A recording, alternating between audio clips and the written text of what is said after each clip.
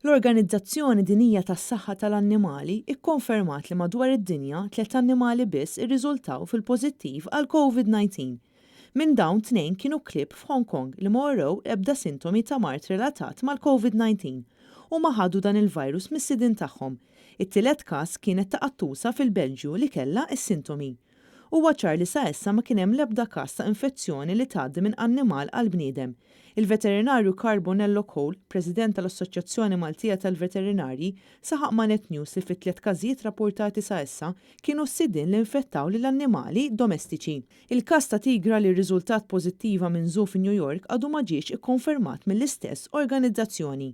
Fi sqarrija maħruġa mill-Assoċjazzjoni Maltija tal-Veterinarji intqal li bħalissa qed isiru diversi studji sabiex jiġi magħruf jekk jeżistix xi mod li bih annimali jistgħu jiġu infettati bil-COVID-19. Il-Laboratorji Internazzjonali għal dan il-għan għamlu diversi testijiet fuq l-annimali li s'issa rriżultaw kollha fin-negattiv. L-annimali qed jirriżultaw pożittivi huma każijiet fejn hemm kuntatt dirett u viċin ma' persuni umani.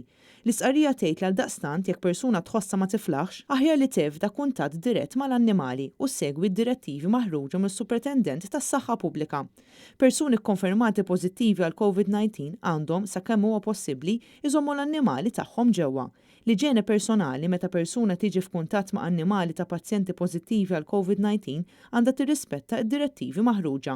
Għandhom jinħassu l-idejn bl-ilma u s-sapun u jittieħdu l-miżuri kollha sabiex il-firxa ta' dan il-virus ma tkomplix. Intant, xjentisti veterinarji irrakkomandaw lis-sidin taqtatis sabiex iżommu l-annimali domestiċi tagħhom ġewwa ħalli jipprevjenu t-tixrid tal-coronavirus.